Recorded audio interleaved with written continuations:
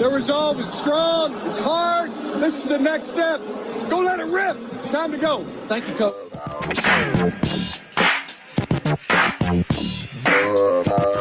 Good afternoon. Let's go here. The Maize and Blue review. We're here every day, right around this time. Try to get here exactly at 1 o'clock. We got lots to talk about, including the college football semifinal that Michigan lost to Georgia, 34-11 in. I'll talk about that one. What happened? What now? And we'll look ahead. College football season, just with that one game remaining now, with an all SEC final of Alabama and Georgia. So what happened? I feel like in some ways that I need to apologize because analyzing that game, I thought Michigan had a real good chance. I liked Michigan's chances because of the way that, you know, they had played the final 2 weeks of the season. I liked the offense and the different ways that they could attack. I like how the defense looked like they had came together and learned from that Michigan State game. And, you know, the team had come together, but they ran into a better team. They ran into a buzzsaw and a team that had them at every turn, you know, game-wise. I mean, that was the worst. It was an absolute nightmare scenario right off the bat, you know, just looking at how Georgia's offense was able to go right down the field. Michigan, maybe it was because Dax Hill wasn't out there right away, and there just was some confusion. And a guy that I thought Michigan, one of the paths to victory, I thought was because Michigan would be able to get to Stetson Bennett. And, you know, that was going to be one of the keys there. But, you know, Bennett walked up to the line and a run play, and he looked out to the left side or the right side, and he saw the corners giving him 10 yards, and he just said, let's go. Threw it right out there to him. Then these guys are taking off down the field. The tight end, which we talked an awful lot about. You can see, you know, what a great player he is. And just really across the field, you can see all the great players there that Georgia had, and, you know, how they came to play in that game. And it was quite a performance there by the Dogs against the Wolverines. So, I mean, you know what happened. Now you turn the page to the offseason. You know, I can remember, and especially here in the Harbaugh era, you know, that first bowl win. And, you know, and it's you do build momentum into the offseason. And what you do is if you get a bowl victory, you wait so long, you know, you have the season and, you know, except the bye week, you have games every week. And, you know, then you have to wait 3 weeks, month, maybe sometimes a little bit more to play in those, the bowl games. So then it's a huge wait. And then finally, you know, you get another game. And if you win, it really feels like, whether you're a fan or a media, you know, you have something, your last reference point, even though it's going to be a completely different season, completely different team. You have something to look back at, and you feel like, oh, hey, you know, they got something to build on. They really have something when they win. And, you know, I don't believe it in the NFL. There's so many changes that go on in the NFL. And I'd heard it so many times with the Lions before, like, oh yeah, you know, it's going to be a springboard, you know, these late season wins when you're out of it. And I used to say, you know, I believe it in college, but, you know, I don't know. I mean, you feel good. Can you take that momentum into the off season? You know, how long does that last? I'm saying all this, you know, you want to get to the college football playoff. That's what it's all about. But, you know, to have that kind of performance and get beat down that bad, and now, you know, have your head spinning where you come back and you're like, wow, is it worth it? And, you know, it was worth it. It's worth it. It's worth, you know, you're able to measure yourself against the best and just see how far, you know, you have to go. And I think really that's what comes out of it when, you know, you're Michigan and you get in there. You had a terrific season, but a really bad ending there. You're able to go back and say, okay, you know, where do they have to get better, you know, if they want to compete with Alabama and Georgia? And the first thing you say is you got to do better. You got to do better on the recruiting front. I think I think we can all agree on that. Alabama and Georgia, they have been, along with Ohio State and Clemson, those have been the teams that have mopped up, that have dominated. They've dominated on the field, but they've also dominated bringing in the players. I mean, it's not everything, but if you want to get into that college football playoff, and then if you want to advance and win, it almost is everything. When you take a look at the teams that have had success in the times that they've went to the CFP, the teams that rank number 1, number 2, number 3 in the recruiting rankings, year in and year out, they're the ones. It's the same teams that are in the college football playoff, so it's not too far away.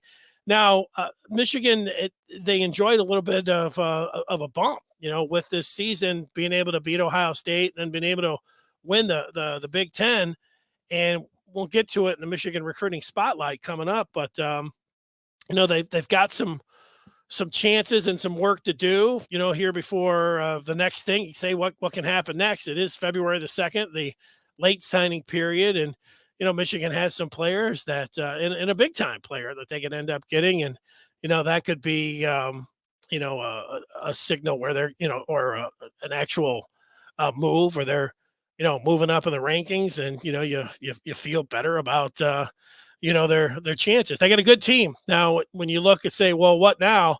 That's next, recruiting and, in the off season for them. But, when you look ahead to next season, Michigan's got a lot of young talent. They got a lot of talent returning, and, they got a pretty manageable schedule. When you look at the non-conference slate of playing Colorado State, Hawaii, and UConn as their first 3 games, and they got Maryland. I mean, those are their first 4 games. Michigan's going to start 4-0 next year until they have to go, down to Iowa, a team that they met in Indianapolis for the Big Ten title. That'll be the first one that you at least have to think about. All right, playing at Iowa, maybe that game will be at night. We always know how difficult it is to play there, but things look pretty good ahead for Michigan, especially when you consider where Michigan had been. There were some people, the question always gets asked, is the season a disaster if they don't end up, beating Georgia? And I was thinking, no, you can't even make a case for that unless you're always saying that unless you win a championship, the season's a disaster. And, that's going to be a miserable existence of a college football fan. You might think that if you're relatively young and you're like an Alabama fan, as Alabama is there all the time. Alabama's put themselves in position where their fans probably do think that if a season doesn't end in a championship, that it's been a disaster. But, there's no other team, even those teams like Georgia, although Georgia this year, it is going to feel like it is maybe not a disaster, but a failure. If it's either, there's only one team that doesn't have a failure. I mean, if you think about that, this is what has to happen. Then you're always going to be miserable, and unless you're an Alabama fan. So I don't know. I don't feel like that. Michigan played 12 games, 13 games this year where they were fantastic, and then they played one where they were terrible. So if you're not always as good as your best performance, you're not as bad as your worst performance. So Michigan's best performance was against Ohio State, and their worst performance against Georgia. So then after that, you go, well, where was their next best performance? Probably against Iowa. You look there, and you take a look at it, and you go back. Success on the field helps you out in recruiting, and the thing here is that Michigan has done a pretty good job. Even without getting to win the Big Ten since 2004, they still had around a top 10 class. And then with Jim Harbaugh, if you look over the last 5 years, which I did, played in Georgia, because Georgia averaged out as the second best recruiting class over the 5 years. And Michigan came in at 12. You could see that gap out of the field, what it takes when it's time to win a championship. Michigan is up to 8. This year, they can get a little higher February 2nd if things work out for them. And then, to me, I'm thinking, what now? When people ask what now with Michigan, it's like, they've got to routinely finish now in the top 5. That doesn't mean that this particular class has to end up being ranked in the top 5. I mean, they're 8 right now, according to Rivals. They can get a little bit higher, but after this season, if you want to beat Alabama, and if you want to beat Georgia, you have to, year in and year out, finish in the top 5, heck, and ring the bell a couple times, and feel like you're the top, or second or third class. You've got to do that over and over again. And is that reasonable? Is it reasonable to think that Michigan could do that? Because it's been a long time. They have been up there before, but they haven't stayed there for 4 or 5 years, talking about in recruiting. But things have changed dramatically just over the last year, because now you have the transfer portal that you can hit. And I thought, out of all of the things that are going on, that's the one where Michigan was going to have the disadvantage because of the transfer credits, but here they are in the early going.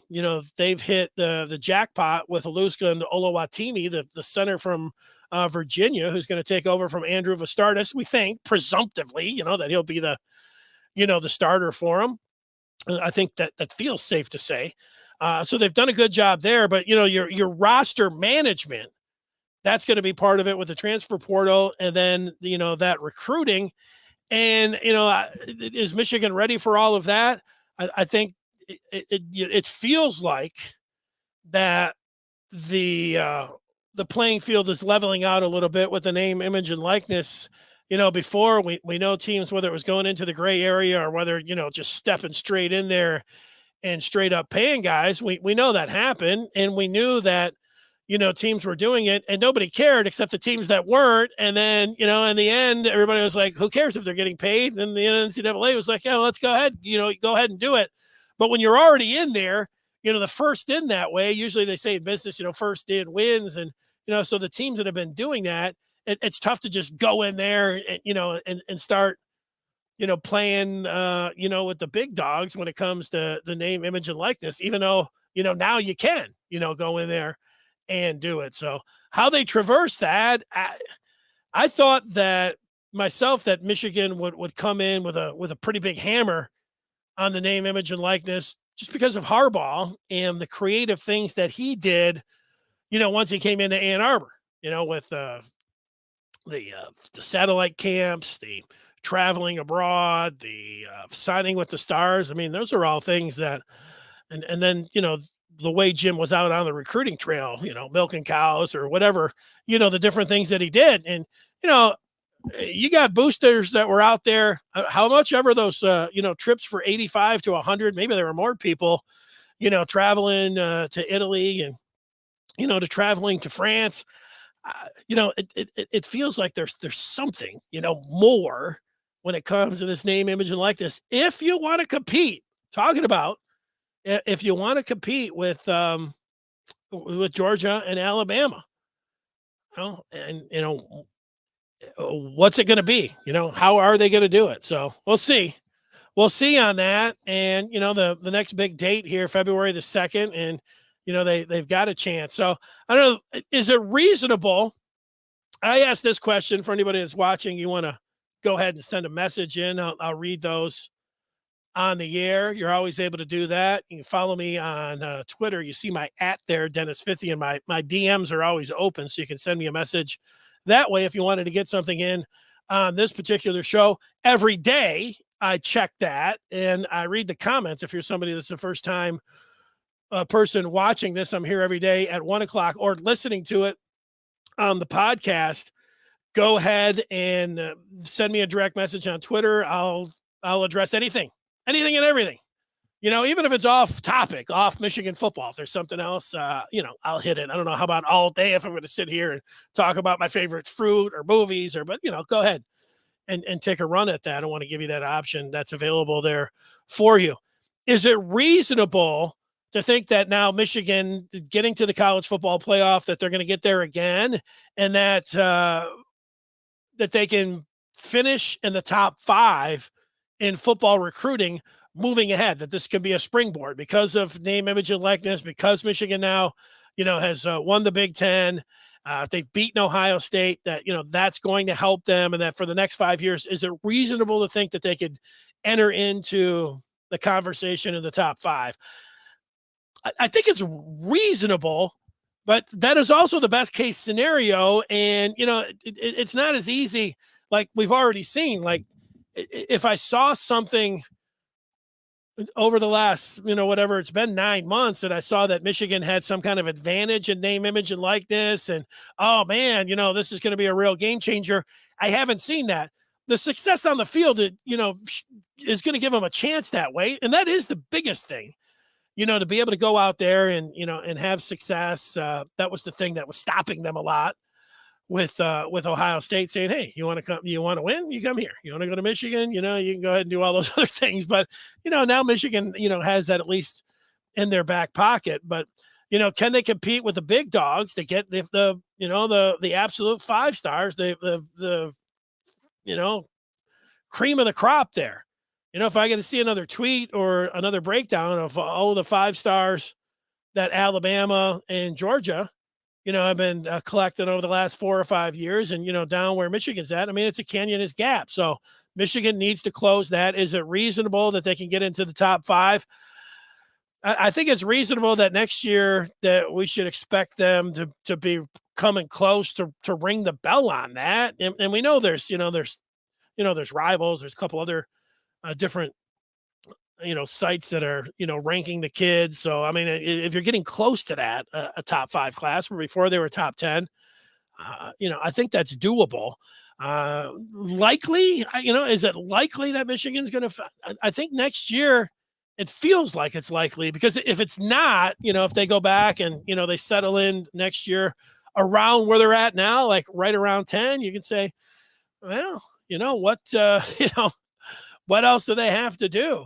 Because the landscape has, changed. We just talked about with roster management. I mean, there are ways to, to get in there and, get players. So we'll see, how they're going to do when it comes to that. It's possible there. And, for that, I'm going to get to something I do every day, the Michigan Recruiting Spotlight. I've got a memorabilia minute. I'll still give some thoughts on the Orange Bowl and what lies ahead. But when it comes to the Michigan Recruiting Spotlight, there's 2 players right now that I have zeroed in on. There might be more, but one was a recent offer to a running back out of Texas, and Brandon Justice, who is a recruiting editor. I got that information from him. They are in on Andrew Paul, 3-star running back out of Dallas. Looking for another back there. Lone Star State, at least somebody to keep an eye on.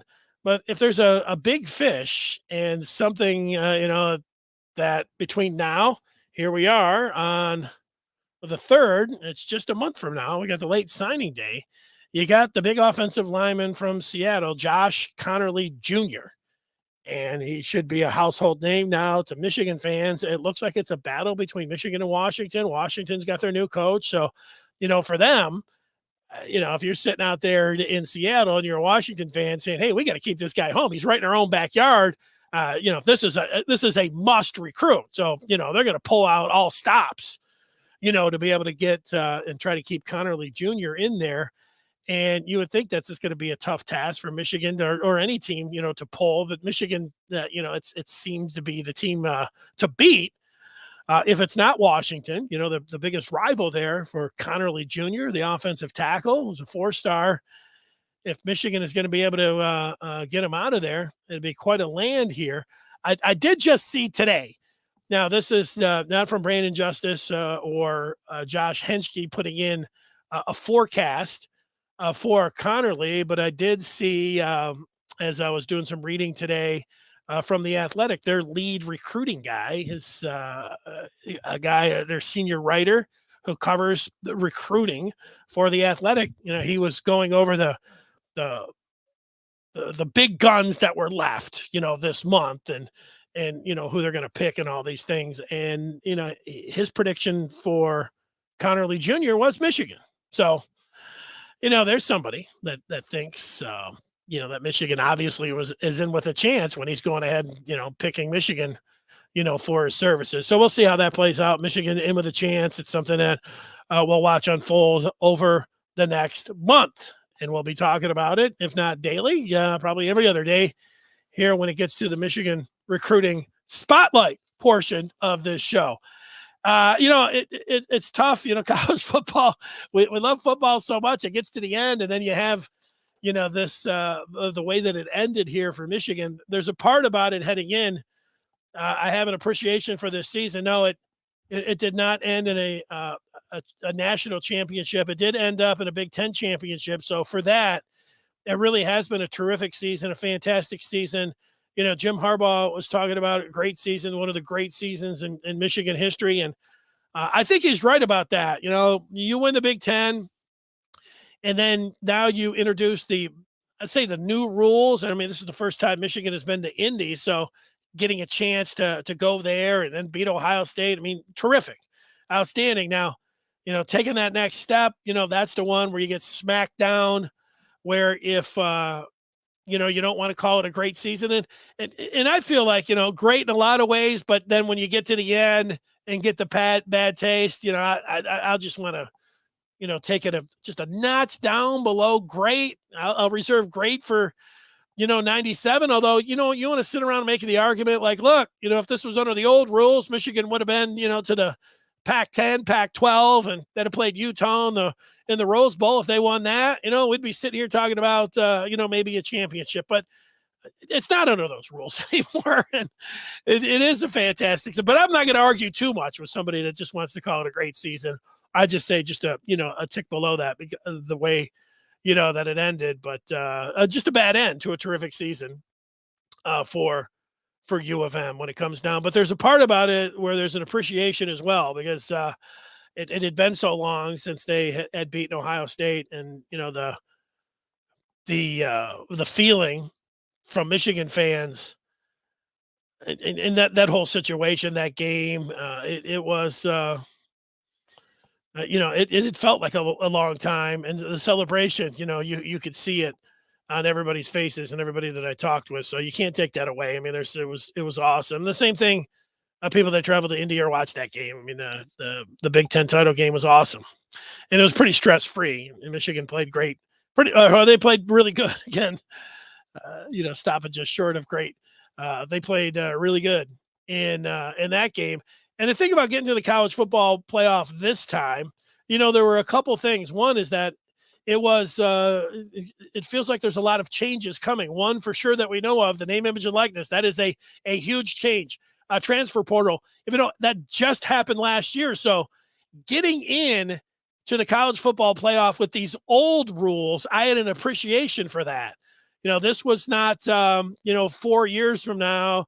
And, hopefully as, we sit around talking about the name, image, and likeness. Hopefully Michigan is able to take advantage of that, and it does show up in the players that they're bringing in, and it does even up the playing field, with the SEC and Ohio State and Clemson, and, Michigan's going to be in with a better chance, and this isn't going to be just a once in a decade or so, type opportunity for them. But, this particular trip was under the old rule. So I appreciate that.